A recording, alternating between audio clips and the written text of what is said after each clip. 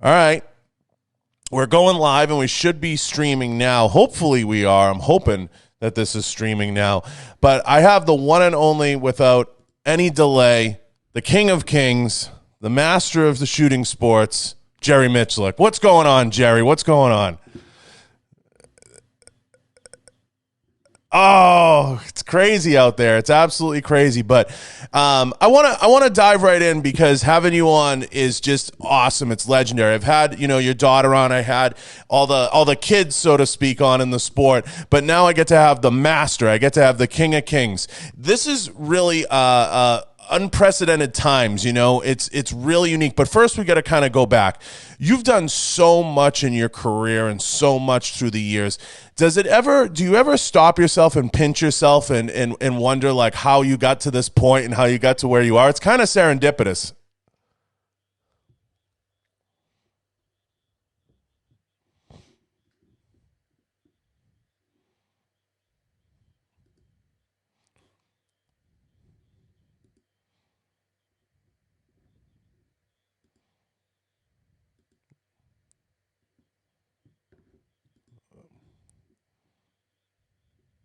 Right.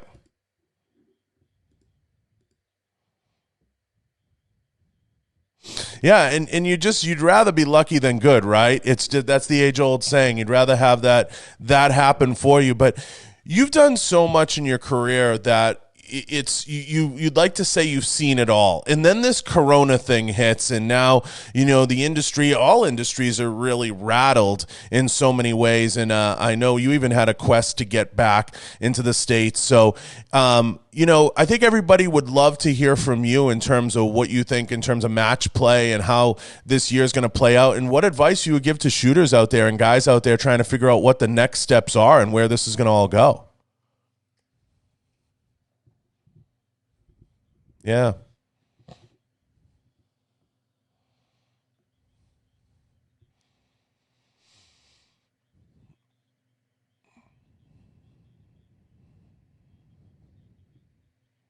Mm.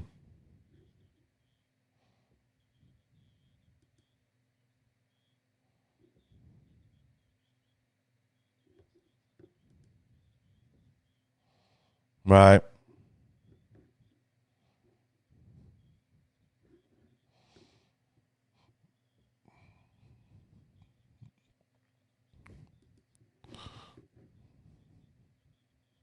Yeah. It is crazy though. Have you ever seen anything like this in your career? Anything you could compare it to?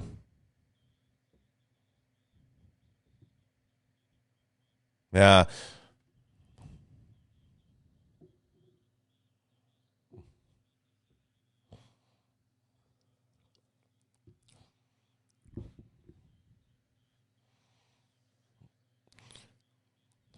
Yeah, it really is unprecedented times. As far as some of the shooters out there that I know looked up to you and still look up to you, what advice do you give them? Just kind of hunker down, keep dry firing type thing?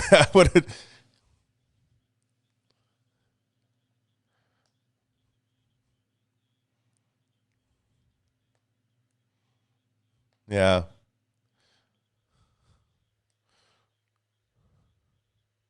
What do you make, what do you make, Jerry, of the hysteria around people running out and buying ammo and all that? I try to keep people calm by saying, hey, look, man, it's great to want to protect your home and protect from looters, right? That's important. But I always tell folks, like, look, ammo is ridiculously priced right now. You don't need more than a couple hundred rounds. If you don't have the mags, it's really kind of pointless in so many ways. I try to keep people down at a calm level. I'm like, if you killed 200 people, even if they were zombies and looting, you'd be the deadliest person in human history. Relax. Like, you don't need, you know what I mean, Jay? I'm trying to keep people, because people are running out buying boxes of 9 for $50. I'm like, you're out of your mind. Yeah.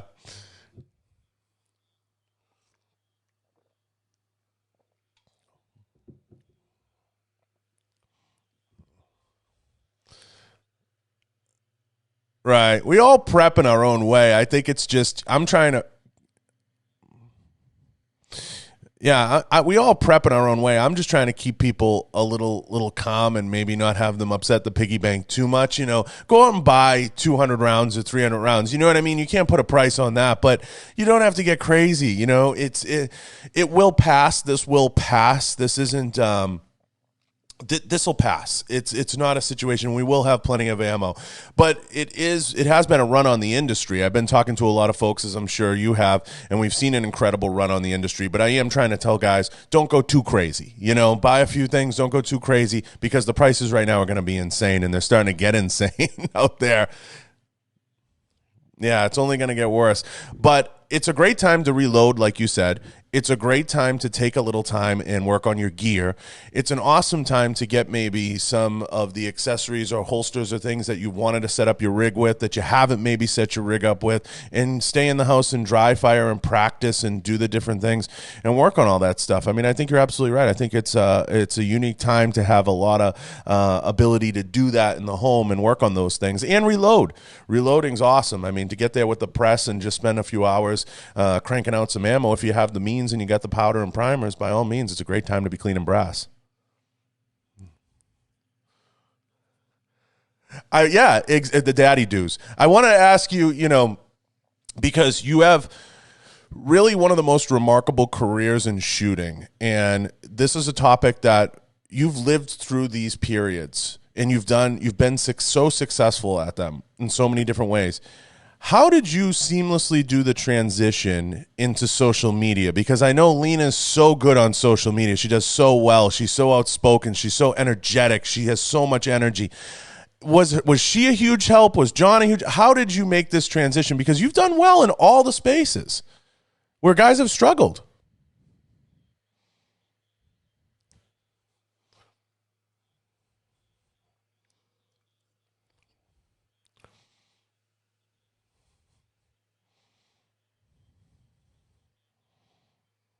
Right. Right.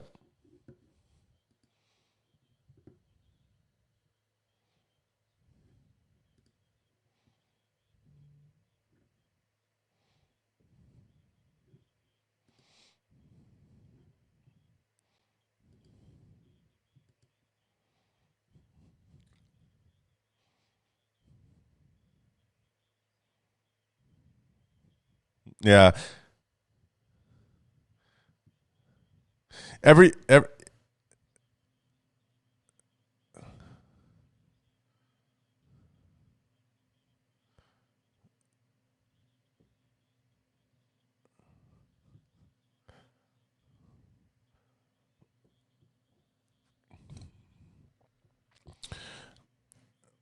Yeah, absolutely. It's you've done it so seamlessly. It's rare. I mean, amongst your peers that you came into shooting with, I have to imagine you must look around and say, geez, what happened to this guy or that gal, because you've slowly become the last man standing, and you've done so well with it. Yeah, I mean, and it's like me, Jerry. I'll compare it to something. I've been going to the gym my whole life. I'm 39. I'll be 39 years old. So I look around and nobody I went to high school with is still training. Nobody, you know what I mean? I'm kind of approaching 40 and I'm the last guy standing. You have to look around you and say, there's nobody left. It's just like me and that's it. It's kind of, you've survived all the purges. So is that interesting to you? Do you look back and say, still stay in touch with some of the old competitors and folks that aren't still training?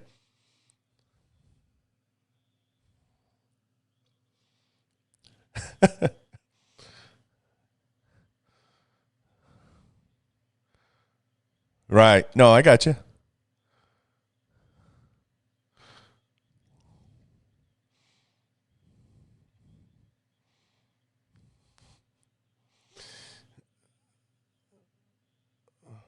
Yeah, no, I understand completely what you're saying, and I think the audience does too, because I've had, a very famous bodybuilder. I had Jay Cutler on. He's very well known. John probably knows him. He's from Mass, and he says the same thing. He says, people call me with their problems and their headaches. I just hang the phone up on them. I can't be bothered. I can't, and this is a guy who's been to the top of the mountain multiple times, and very successful guy, and he goes, and I said, Jay, how do you have any friends, if you're that way? And he goes, bro, it's just like when you're laser focused and you have have goals and you want to attain certain things, and you can't be worried about someone else's baloney. It's just you have to move on and you have to just turn the page. So he says it a little rougher than even you do, and that's a philosophy a lot of guys, share, and it makes it tough to. I always say this, Jerry, to get ahead, you're going to leave people behind. That's just a life reality.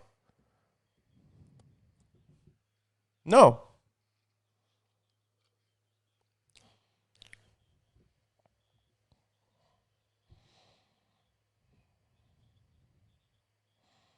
Mm.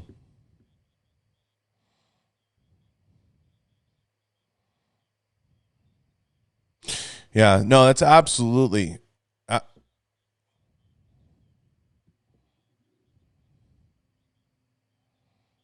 mm.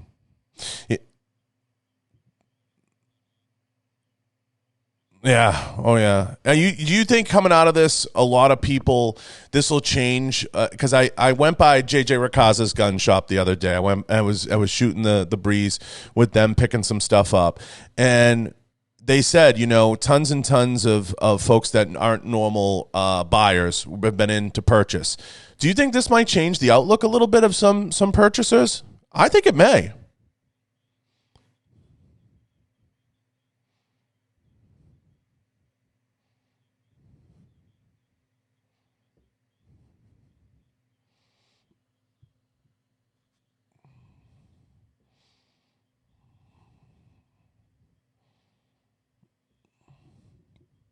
Right. Right.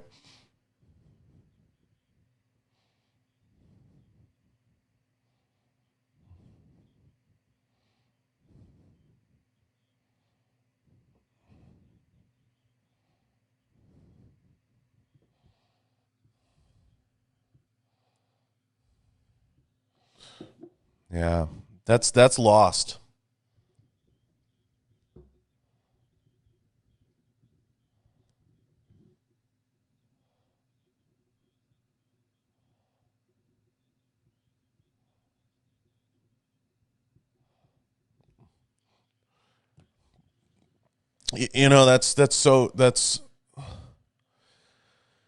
That's so true. And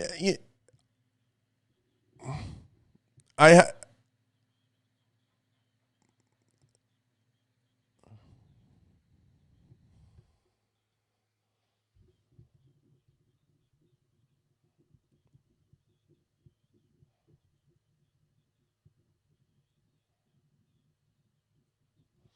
That's absolutely correct. That's very well said. Jerry, why don't you ever run for office?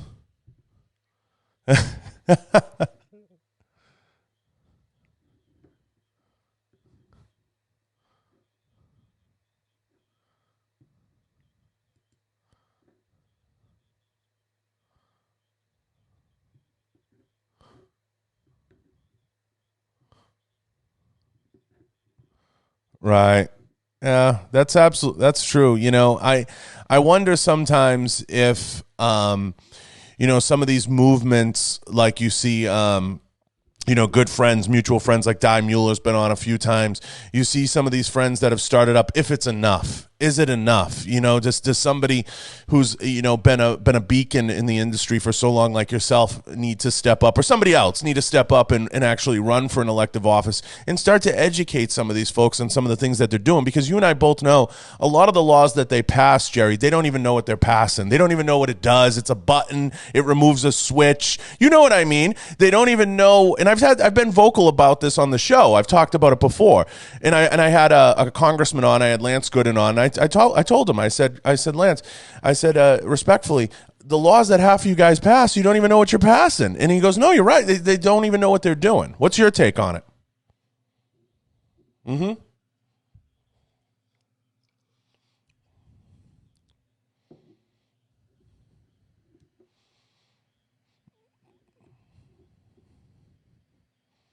Right. Oh, of course. Oh,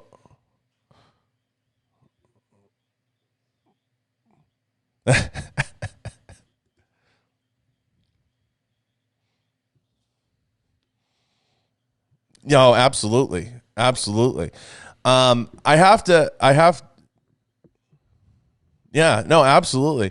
I have to ask, it's amazing, the career you have had and the things that you've done. Are there any more mountains to conquer?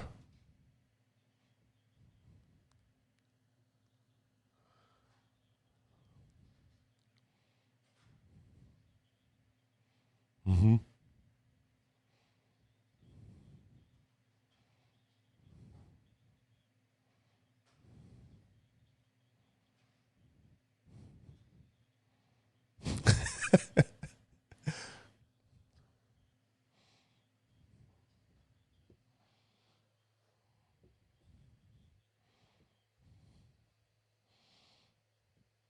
Right.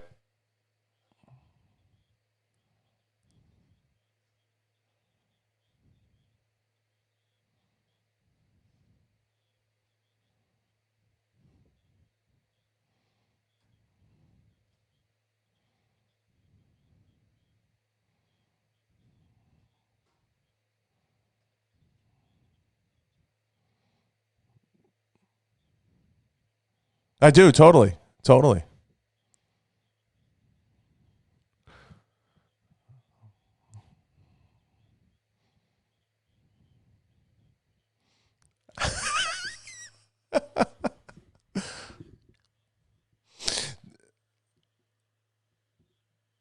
That's it. There's so many instructors out there, especially you get some of the Mill Leo guys that they say, my way is the only way, and that's something myself and some other folks and some very high profile instructors have said. You can't operate like that. You can't be like that on the range because things evolve, things change, equipment changes. So it can't be, your way is the only way. And I think you're spot on. I think your recommendation, you have to be willing to adapt. You have to be willing to be malleable. You have to be willing to change. And too many people are obsessed with my way is the only way, and those are the guys that tend to fade out. Am I right, Jared? They tend to not last in the industry because they're not adapting and they're not learning the new techniques.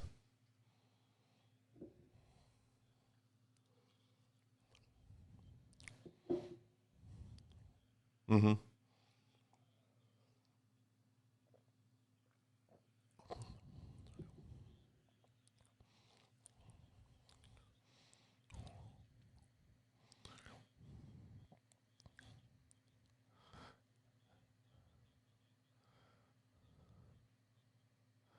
Oh yeah.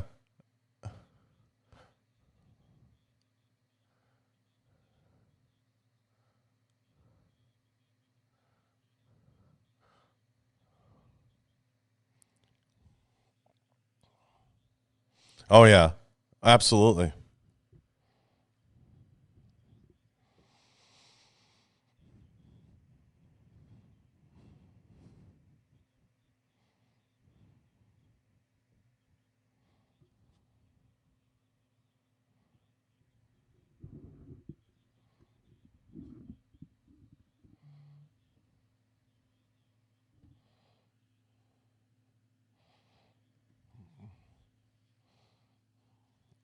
Right.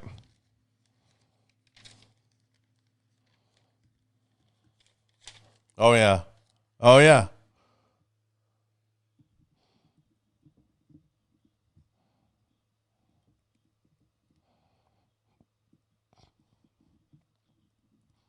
You know,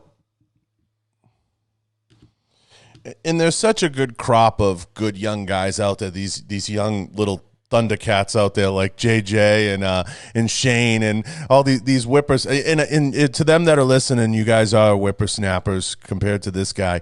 I'll say it, Max. Max, I know you're listening. You're another one, but they're all fantastic. What a fantastic group of guys, really coming into their own at this time right now. Such a good crew, is it not, Jerry?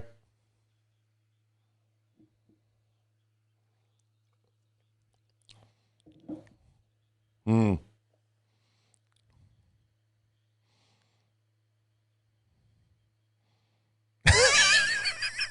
We're going to get to that. We're going to get to that. That's a good topic. We're going to get there.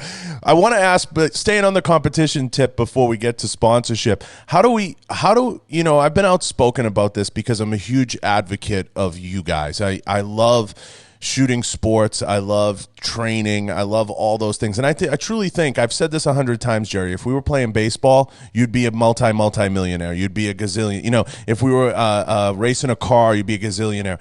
The problem is, I feel, and I felt this for a long time, I'm going to say it because I know maybe you can't. The sport hasn't done you guys justice in so many ways, in my opinion. And part of that is the failure of whether it's IDPA or IPSC to step up and get a system in place to get this where it needs to be.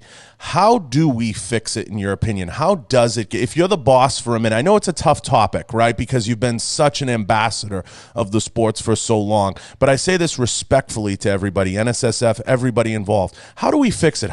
I've said outspokenly that you need to get the score on the screen. It needs to be streamed or televised on a channel, and you need to get the scores on the screen so people can follow along like an NFL football game or like a baseball game. They need to have the score available.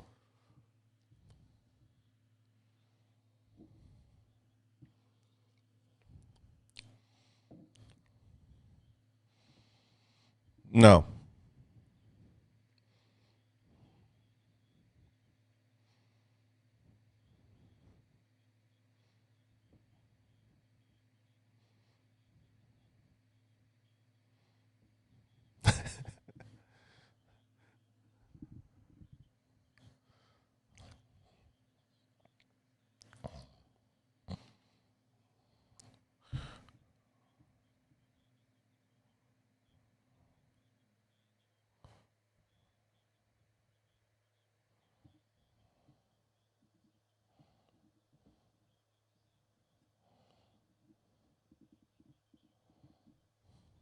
Yeah.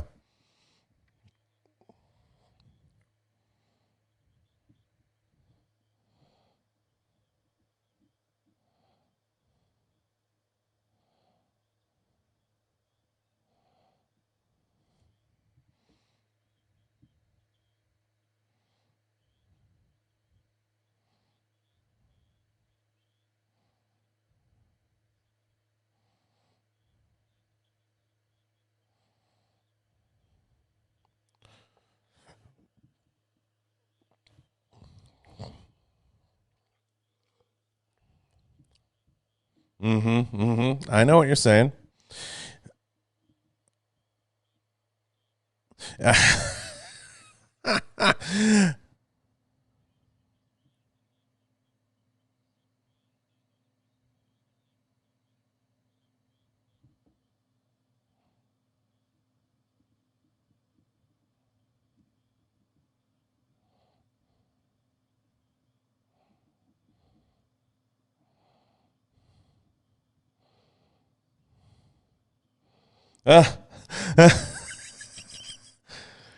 Right.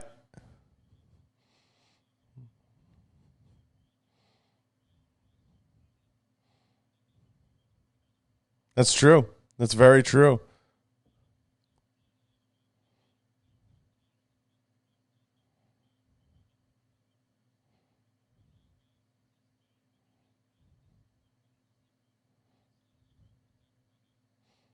It's absolutely true.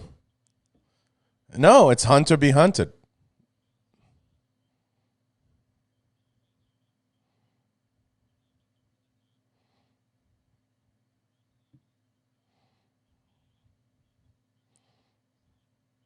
Absolutely. I agree with you 100%. 100.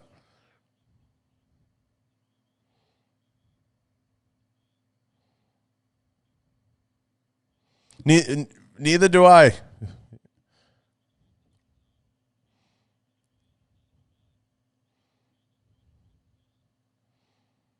Now, there's so much to unpack in that, and you're absolutely right in everything you say. And I would love to see the sport get fixed as much as I know you would, but adjusting the culture, I've said it for a long time. You know, I've talked about, you know, having a panel put together so whether it's politicians or people can understand some of the laws that they pass and some of the things that they do, because they really don't. You go to states like California, it's a mess. You go to states like Virginia, it's a mess. They've created a boondoggle. They can't fix it. And I look at even the shooting sports a lot like they have to somehow figure a way to unite the clans to get the proper funding into it, because I look at IDPA, IPSC, NSSF as almost like clans, and they have to bring these clans together to try to get the right system in place. Now, we talk about money, and everybody knows, I've heard all the stories about guys staying in their cars, sharing equipment through the years. It's gotten a little better, but I put some of the onus on the companies. The companies, in my opinion, Jerry, haven't done a good job picking and choosing and funding the proper programs and the proper things, because there are so many great platforms. And I don't think the best platform for our sport and for folks like you is to fund things that it's like, hey, here's me taking a picture with a cool gun, and I'm cool, and that's going to be what's going to take the sport to the next level. We need to have things in spokespeople like yourself. We need to have things in platforms like audio. We need to have things in platforms like video, where people can actually hear and listen to the good shooters out there, the folks like yourself, like Julie, like so many of the other great shooters out there that are good people, that are great citizens, that can add a light to an industry that people have the wrong perception of. And the only way to change perception is to have a conversation. And until we get to a point where we're having those conversations, but the problem is a lot of the companies out there, they want to fund some Instagram model or somebody out there that takes a picture with a gun and says, oh, this is like the latest and greatest thing. And isn't it really just a false thing? I know you might not want to get into it, Jerry, but it's a terrible.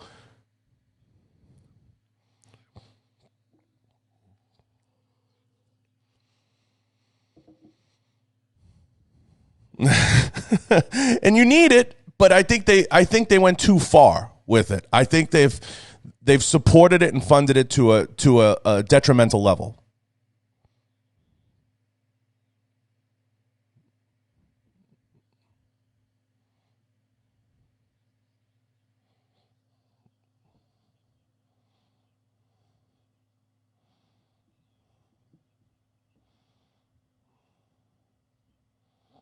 Mm.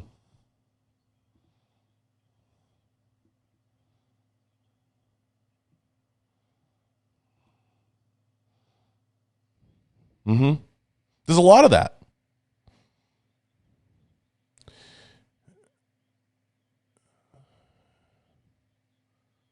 Yep.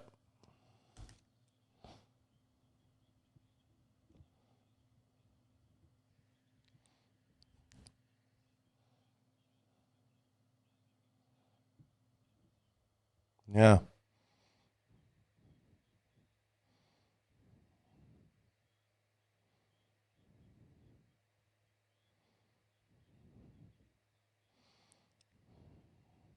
Well,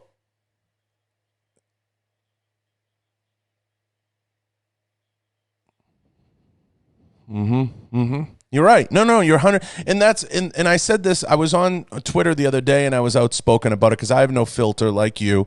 And I said it to someone. I said, the problem is we anoint false gods. And it was a conversation between Dana Loesch and somebody else. I said, the problem is a lot of the pundits that are Second Amendment people that are outspoken, they've never cashed a check in the firearms business. They don't know the first thing about the business, about who owns FFLs, who's actually on the range. They've never met the people. They've never taken the time.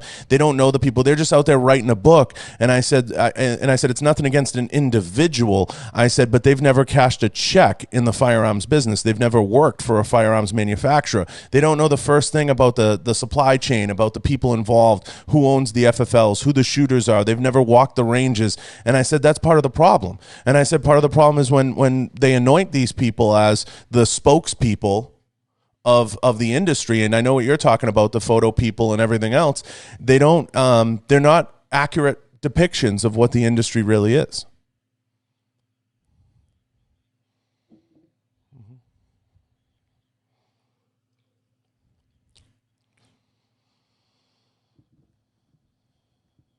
Yep. Mm-hmm.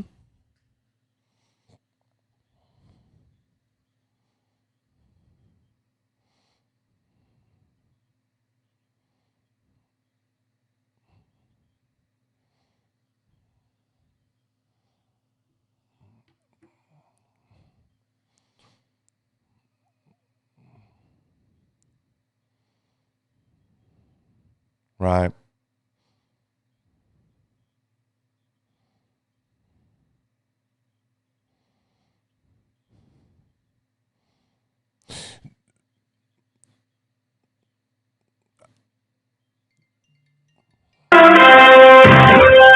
Sorry. I know you're a quiet professional and you don't like to speak out about it, but how do we fix that side of it? I mean, are you in contact with the companies, and do you ever advise them on what they support or what they do and kind of where their head is at with some of this stuff?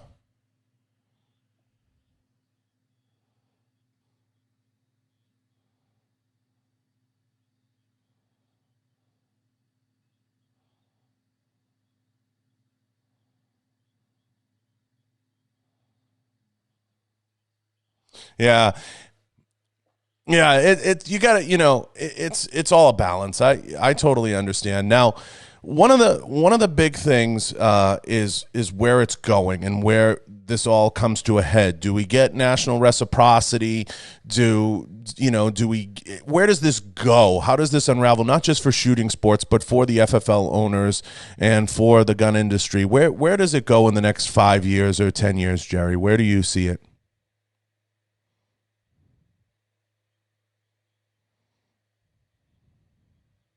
Mm,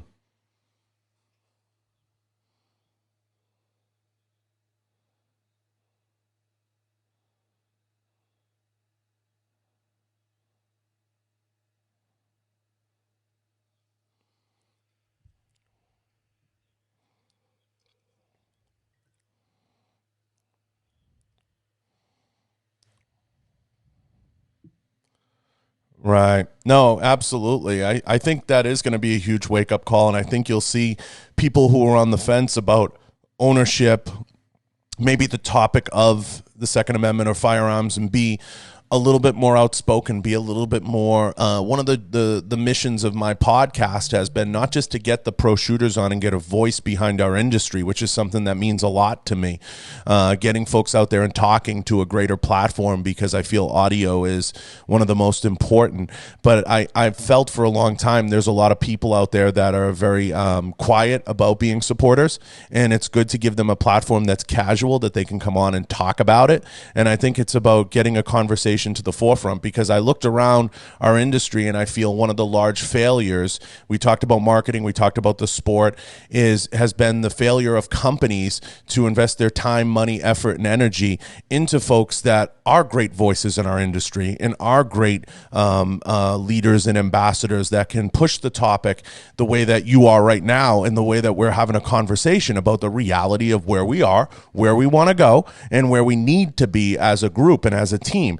And we need to kind of come together now and solidify and make this a positive mission, and just educate folks. Hey, look, just like you said, you're responsible for your own life. You're responsible. And one of the things, I had a trauma surgeon I was talking to the other day, a friend, and a good friend of mine, and I said, she actually said to me, she said, it's crazy because everybody thinks the government's responsible for their own medical health, to tell them to wash their hands.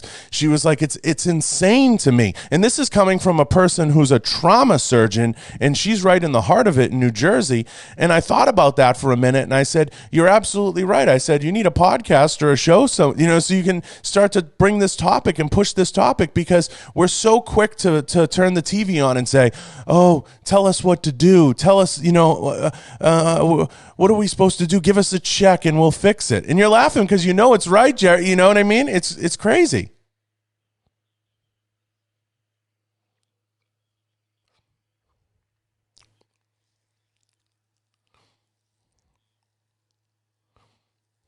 Mm-hmm.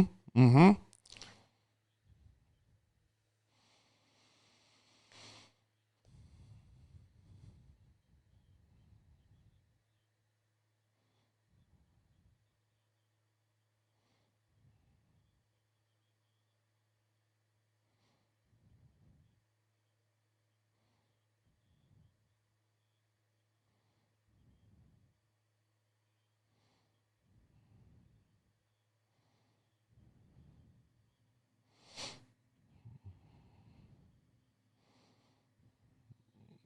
Yeah. And you went home. Yeah. And you went home and probably got a beating from your parents. You know what I mean?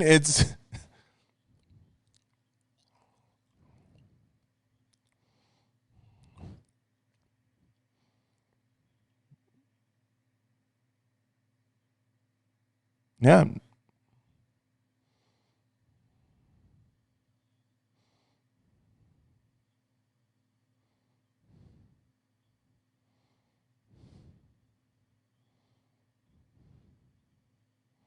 Yeah. Oh, it's absolutely.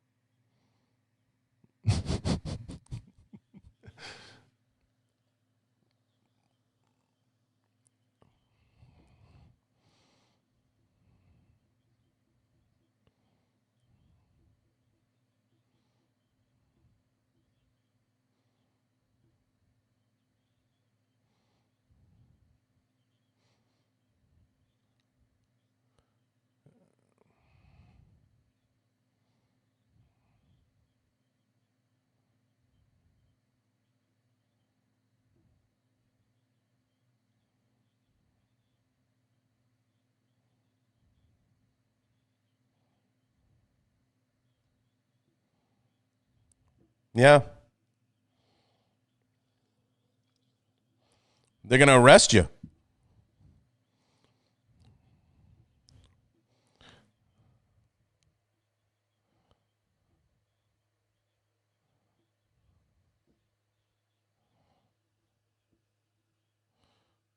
Yeah.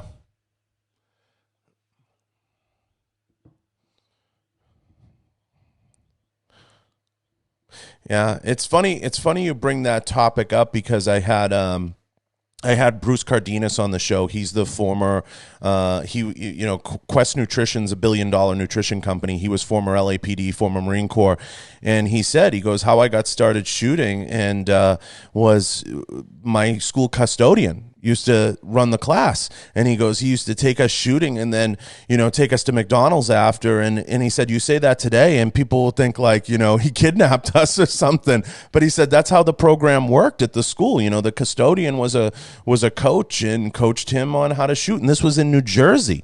It's almost like crazy today. I mean, he brings it up and he's like, I know what everybody's thinking out there, like I was kidnapped by the custodian and we were on the shooting team, but he said, yeah, he goes, that's how it worked. And he goes, and then I went to Marine Corps and then LAPD, and then I fell into the nutrition business, serendipitously. So he's like, it's kind of wild to look back on that, and that was my story. But those days are over, right, Jerry? I mean, they're non-existent.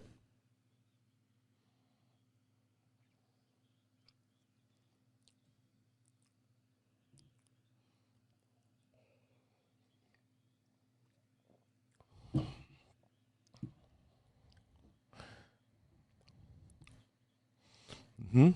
And it's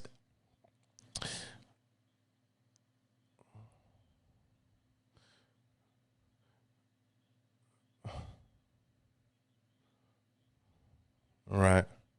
Yeah, don't eat it.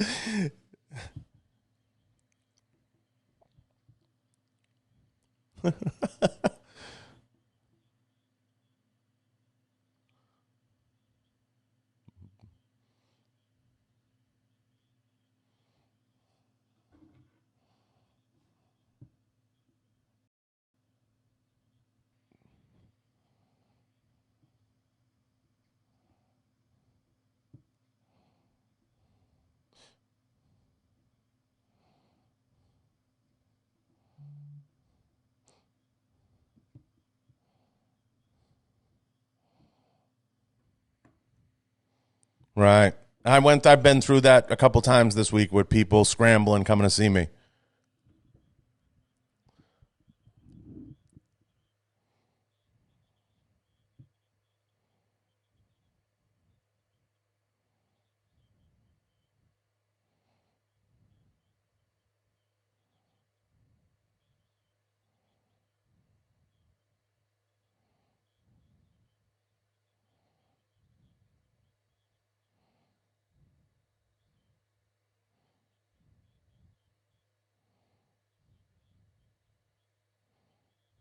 Hmm.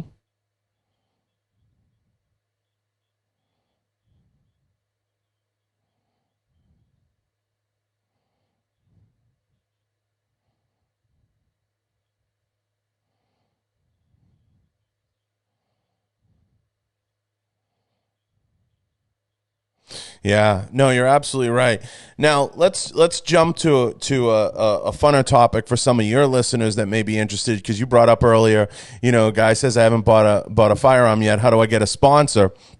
Now, one of the things, running wild in the industry always is, how do I get sponsors, right? I feel the last couple of years we've been kind of weeding out a lot of the fakers and a lot of the people that have dripped into the industry, and that's a byproduct of everybody feeling like they can just come into this industry and just, take a picture and get a sponsor. That's how I feel when I look at the media landscape. Everybody and their mother feels like, well, I can just get into the firearms industry just because I have an Instagram following or whatever, what have you.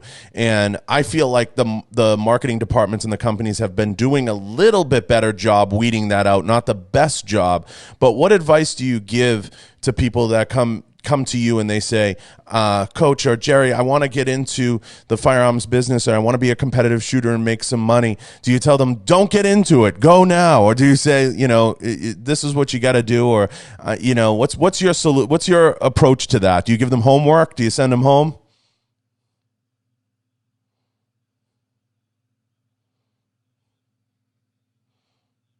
Mm-hmm.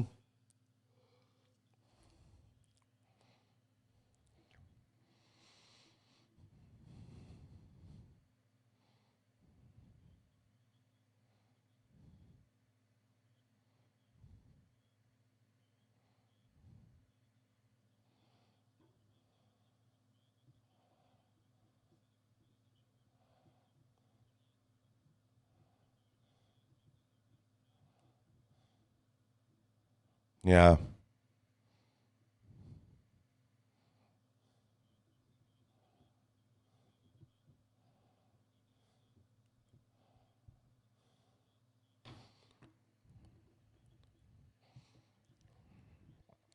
Right. And it comes down to the marketing. And I felt for a long time, Jerry, working and being a CEO in the gun industry, I've said it. The problem is, you have a lot of marketing departments and you have manufacturers, and that's a recipe for disaster. That's a cocktail. That's a Molotov cocktail waiting to go off, because very few companies have got it right. Smith& Wesson's got it right to a point. SIG has got it right to a point. Tom's done a fantastic job there. Some of the folks at Smith have done a great job there. You have some companies that have dialed it in. Mossberg, I know, being a brand you've worked with for years, that have done it right. You see pockets of companies that get it right, but that relationship between manufacturer and marketing department has really been an interesting dynamic, because you have a lot of button pushers on the floor. You have a lot of guys operating machinery. It's a different mentality when you're trying to market that. I used to tell the guys on the floor all the time, if you want to come upstairs and work in the marketing or sales department, come on up. If you want to try and sell guns, come on.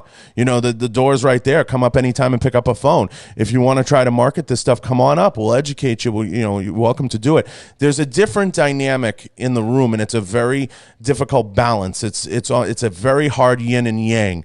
And I feel the companies and the manufacturers out there I put the onus back on the companies, because we can't look at these great brands with such respect, but not hold them accountable to putting the right people in place. And I think there's a shift going on. And I think you're part of that shift, because a lot of the YouTube stuff that you put out, a lot of the media that you're putting out, it's very vocal. You have a lot of audio. You're willing to say your opinion. You're willing to put it out there.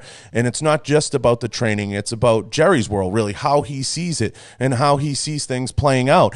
And you've always been outspoken like that. And I know other guys have stepped up and done the same.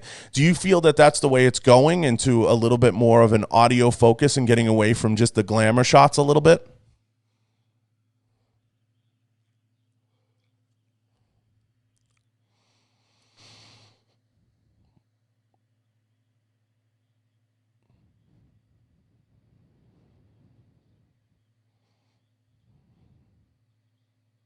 Mm-hmm.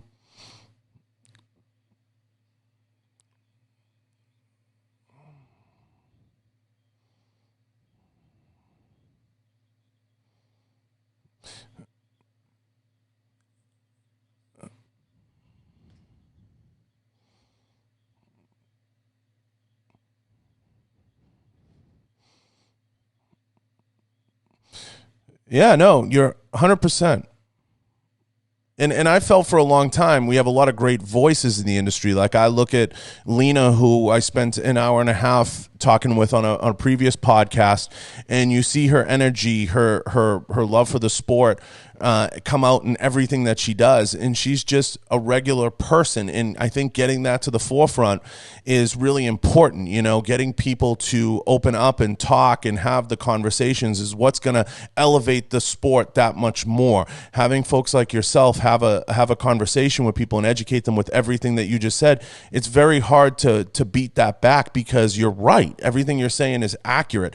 It's not you're not sugarcoating it. You're saying, you know, here's what works and here's what's worked for 1,000 years. And I think the industry needs to, I put the onus back on the manufacturers. They need to get back to that. They need to support the people that are trying to elevate the platform and do different things. Because I used to say to folks, and we're talking about folks out there that are, you know, approaching you and trying to get sponsorship, gain sponsorship, or participate at a greater level in the sport. I think it's about that. They have to participate at a greater level. If you just think you're going to go out there and just have an Instagram or just have this or just have that, you know, like you look at the top shooters in the world, they're the exception, not the rule. You can go out there and you can win everything, and that can set you apart. That can make you a benchmark. Guys like Max, people like Lena, but it'll elevate you that much more if you have the ability to harness the social media platforms, but also adding audio and video. If you have the ability to speak and educate and teach, it's going to add that much more to the conversation. And that's why I pressure the companies and the manufacturers, stop endorsing and getting behind people that just want to take a picture and say, hey, here I am with my Glock, you know, look at me. That's not going to help us. That's not going to elevate us. That's not going to get us to the next level. And I'm not picking on the gun bunnies or stuff like that. What I'm picking on is the people that aren't really taking us to the next level, because that's been done.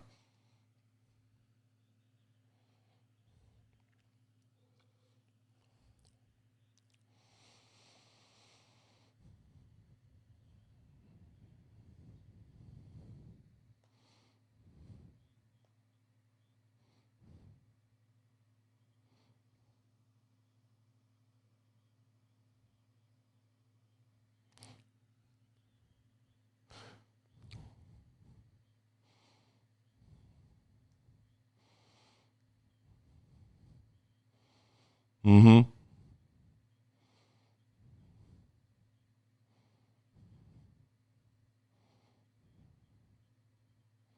Mm.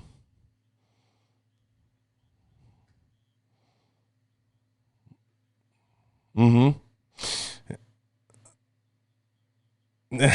Shit. Yeah.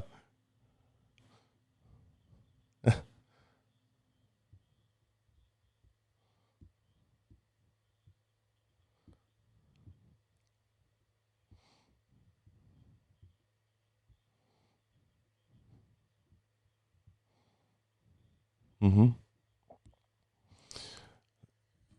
The thing is, you know, there's not a lot of guys, and I call you like one of the wizards of the industry. There's not a lot of guys that are as progressive as you are with the gray hair. You know what I'm saying? So, you know, when I look at folks like yourself, you're a true progressive in terms of you've adapted every step of the way into the new mediums and the different mediums out there. You know, you're always willing to get into YouTube or podcasts or different things. And there's just not a lot of guys like that. Most of the time when I sit in these rooms, Jerry, and I'm talking to them, and I've consulted with probably 30 brands, you know, through the years at a decent level, I'm always in the room and I'm like, you need to be listening to the 28-year-old or the nephew that you have running your social media more, because they're that inability to turn the switch and listen, but they treat that person like a redheaded stepchild in the equation. And I'm like, that's not, you know, how to approach it. You need to start to listen to them because they have some insight and they have something to offer. You're rare in that you're willing to listen to everybody else. And I know having Lena helps a ton because she offers some influence on you, and you have a good team around you. So that's really unique. You're very adaptable in that sense. But some of these guys, Jerry, they're not willing to listen at all. They're willing to ride the ship they're like the band on the Titanic. They're willing to take it all the way down. Yeah, exactly. I have to ask you one more question. You know, when you're choosing brands, because this is something that's going to matter to so many people listening. When you're choosing brands, how do you choose a brand that you want to work with? How do you know it's the right brand for you? Sponsorship, but just even wearing the hat, just aligning yourself with the brand.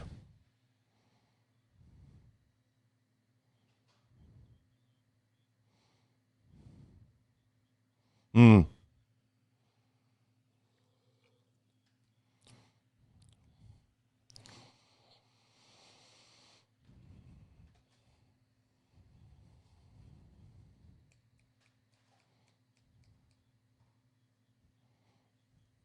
mm,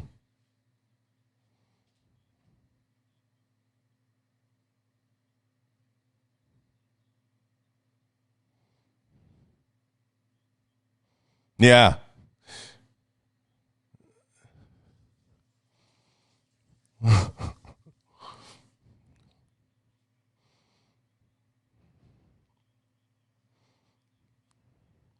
Yeah. It's amazing. Yeah.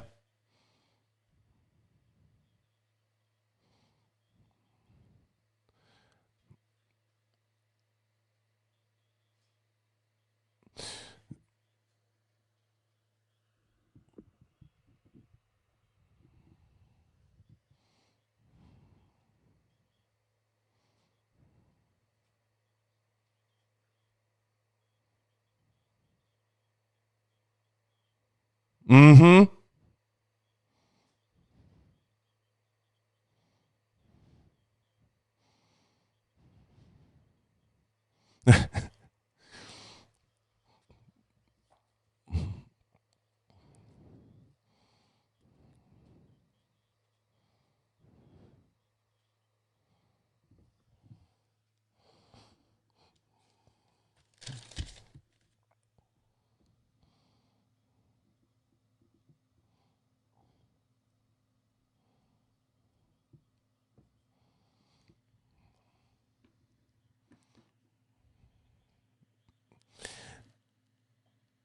Well, I want to talk about the brands that the pigeons are landing on for a second. And I know I'm going to say some things maybe you won't say. Maybe you will.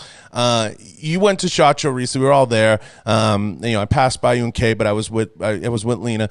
But what brands do you look at out there and you're like, geez, they're kind of a sleeping giant. They could be doing some really cool, fun stuff if they had the right mix. And I'll come out and say it. Like I was next to Sig. I was right across from Browning. I look at Browning and I'm like, what are they doing? They're just putting their label on every little thing known to man. I don't even know what's going on in the booth. And I'm picking on them for a second, but I'm like, they could be doing so much more in the industry. And then I look at brands like Remington and they're kind of a sleeping giant. They could be doing some really cool stuff. I like the leadership there. I like some of the folks there, but I look around and there's a couple of really good sleeping giants. They're just missing a piece or two or the right voice in there. What do you see when you look out there? What brands? Yeah. Mm-hmm.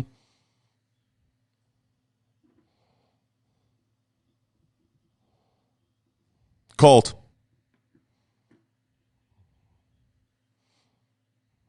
They're just a mess.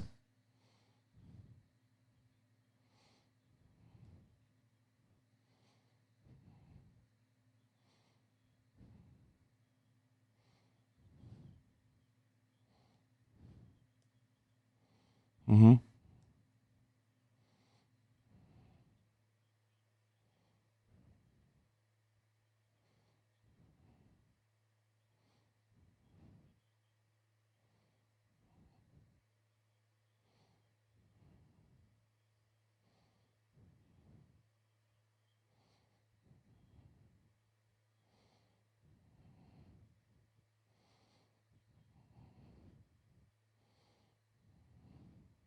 Right. Yeah, means a lot.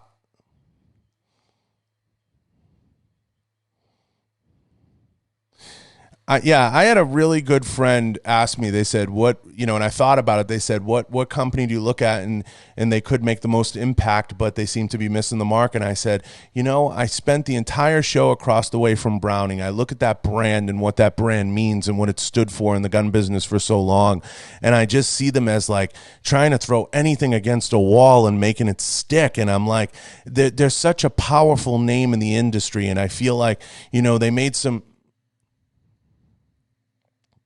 Yeah, I mean, I just look at them and I'm like, there's so much they could be doing, but is putting your logo on a water bottle really moving the needle?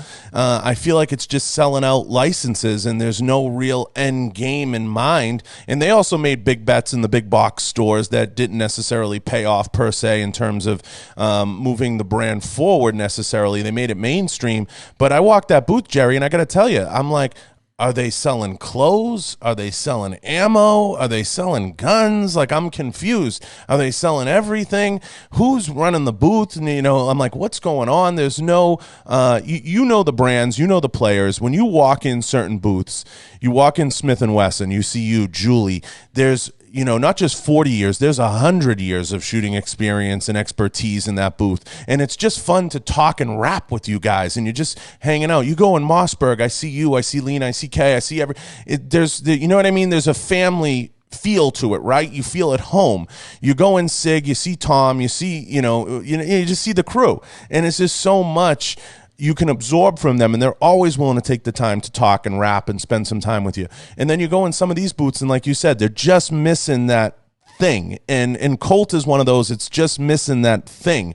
And I brought up Kimber to somebody. I said, Kimber's another one. They could be, something really great, but I feel like they're just trying to come out with the next pearly grip pistol that hits the market and grabs some people for a minute. But there's a lot of sleeping giants out there. If they could just, get the right talent in the room to talk to them, some young, energetic talent to put a presentation together or talk to them and just say, hey, this is where you could be doing a little bit more, and this is what makes sense. And it gets so underrated how important it is to have good executive talent that's willing to listen. Now, I asked Dom Rosso once, I said, Dom, what's the number one thing you look for in a company? He goes, I look for brands that listen.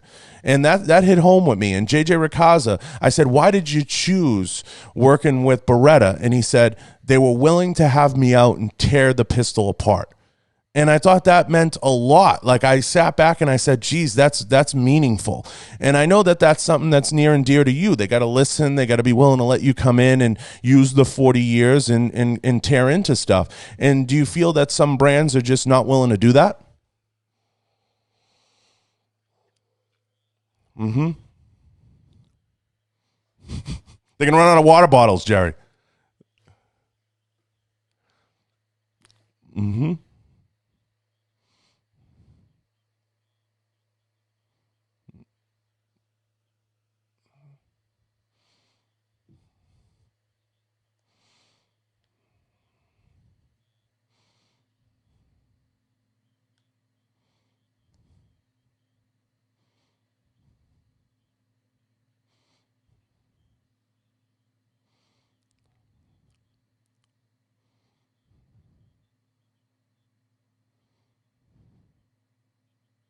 It's a great name. I want to go in there and shake some people. I want to be like, what are you doing? And I'm not trying to make waves. We're just having a conversation. I want to go in there and shake some of the executives. I want to be like, what are you guys doing in here? Is it about water bottles or what are you trying to do?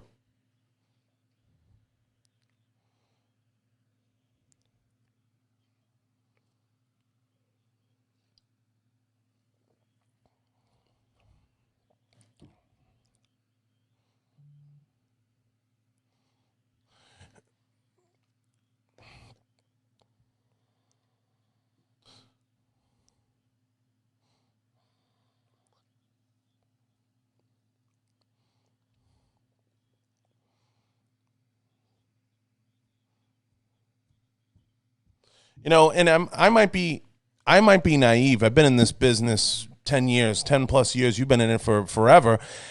I'll be honest. I'm going to be painfully honest to everybody listening. I can't name one person that shoots a Browning. I can't name one key shooter that's like, yeah, Browning. I can't name one key shooter that shoots a Colt. I can't. And that's probably bad. You know, and it might be my fault. Somebody might chime in the comments and say, how do you not know so-and-so? They might be right, but I can't name one. I can name 2 or 3 shooters that shoot Smith & Wesson. Brendan Wright, you, Julie. I can name 3. And right there you got 100 years of experience, and they're excellent people. They've all been on the show. I can name all 3 shooters at SIG because I've interviewed all of them, and I can name 2 or 3 key executives, Jason Wright, Tom Taylor. You know what I mean? These are guys who've established themselves and are footholds in the industry. You can go down the line. When you can't do that with 2 of those top brands like we talked about, probably an issue.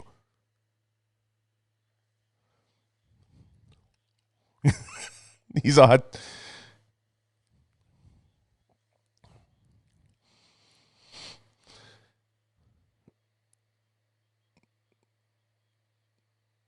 Yeah, Tom's been great to me, and I can't thank him enough. He's been almost like a mentor in so many ways, and he's been so good to me, so gracious. Every show, you need the booth, you need me, what do you need, And I can't thank, that whole crew enough, just like I can't thank the Smith & Wesson crew enough. I'm always texting, talking with some of the folks there. I don't have as tight a relationship with some of the Mossberg people, but that booth always makes you feel at home when you walk in it. And I just like to see, you brought this up earlier, that family. I'd like to see that come back to some of the brands and see some of that, because I feel like that's lost in some of the key brands we brought up and some of the key brands we talked about. I've heard great things about Hornady. I haven't interacted with some of the ammo brands on a higher level as much. Some of the smaller ammo brands, yes, and some of the retailers, but not some of the bigger brands. But, if you say it's good, it's good. I just would like to see that come back to some of the mainstay brands, because those are the ones that have the capital. Those are the ones that have the ability to move the needle, and those are the ones that have the ability to help the industry the most. And it comes from love when we talk about it. It's not a hate thing to everyone listening. It comes from a good place. We want to see them be leaders in the industry. And it's also great, to see brands like the hat you're wearing, like Vortex, come up. And I love what Ruben and Seamus are doing there. Those are awesome guys. Ruben and I had the opportunity to meet the president together. He's a fantastic dude. And I think, what they're doing over there is, people ask me all the time, why do you like Vortex so much? I said, it's because of where they're going. It's not necessarily where they are. It's where they're going. The stuff they're doing, they're willing to listen. They're willing to innovate. Every product's gotten better with every rendition they've come out with. We want to see more brands like that. Am I right, Jerry?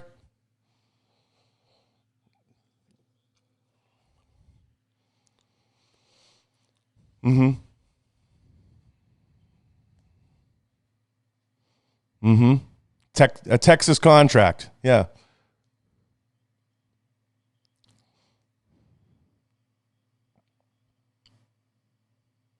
Mm-hmm.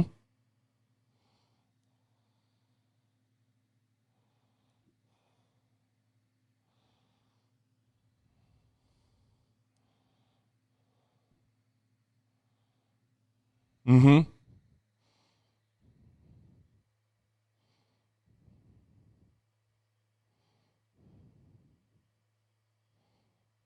Right. Yeah.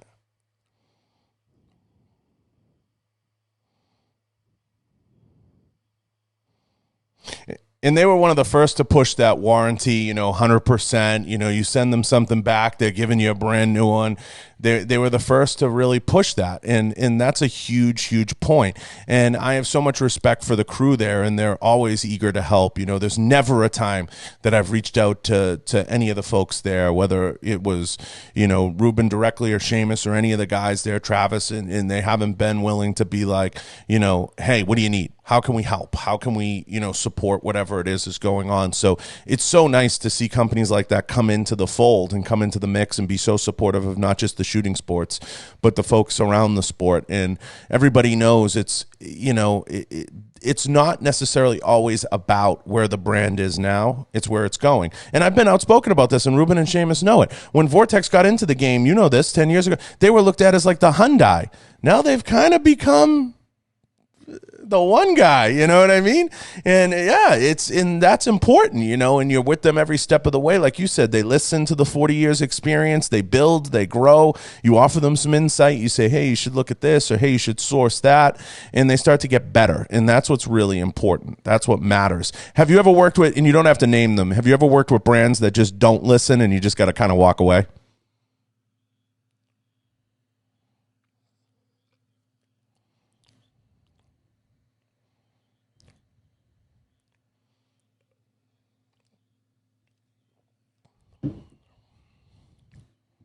Mm-hmm.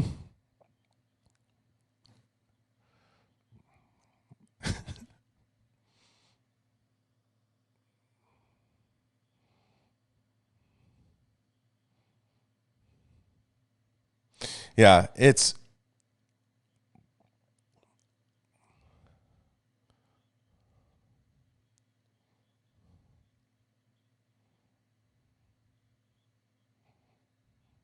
mm-hmm. Mm-hmm. It's funny you bring it up. Well, I know we got to wrap up, but I'll give you this note. I've worked for a couple companies through the years, and people can read between the lines. They're really good import exporters. They're not exactly great at running a manufacturing rifle company, and they don't understand innovation truly. They micromanage it to death, and they're not exactly understanding of what innovation truly means, and having your employees involved in the process and involved in the day-to-day decision making. They just import a product, they have a lockdown on it, and they just want to churn it and burn it and sell it. And they don't understand, like you said, they're essentially a marketing company that sells guns. They're not a manufacturer that really truly understands the marketplace or wants to. And you ask around the office, some of the executives, they've never even actually get out there and shot a gun.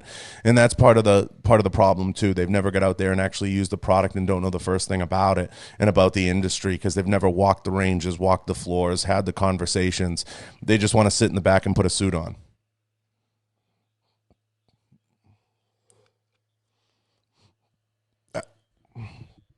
Yeah, absolutely. Now, we've gone for an hour and 10 minutes, Jerry.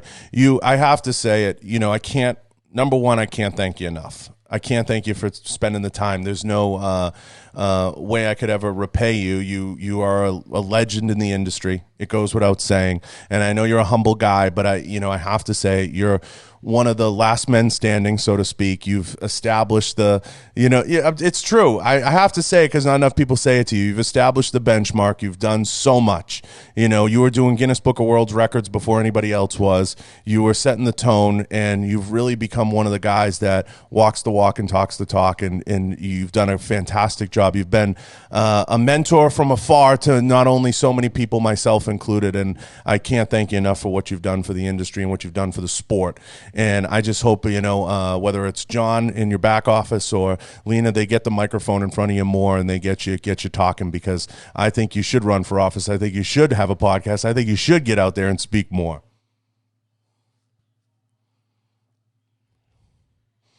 You stop giving a fuck. Exactly. Exactly. Well, I'm going to do my best, Jerry, because I heard your call to action to avoid the pigeons shitting on me. I'm going to do my best. I'm going to try to make you proud. Yeah, I'm not going to fossilize, let the pigeons find me, but I can't thank you enough, and I appreciate you taking the time. I appreciate it. And I want to thank everyone. I want to thank Jerry. I want to thank John for making this happen. I want to thank everybody in the Miculek family for being there. I want to thank MTS Gear for supporting this show. Go visit MTS Gear. And I want to thank everybody who had a hand in this. Jerry, let everybody know where they can find you and where everybody can look you up.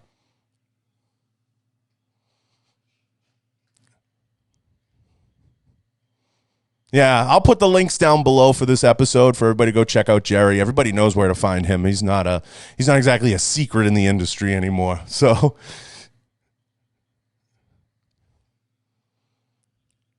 in the in the hopper. There's always something in the hopper. So you get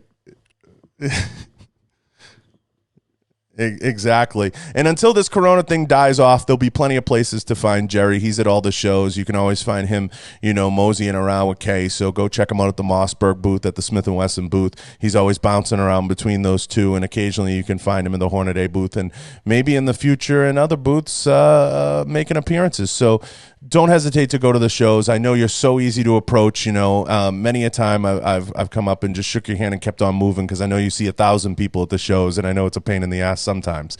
But I appreciate you, and I appreciate all that you and Kay and Lena and everybody does.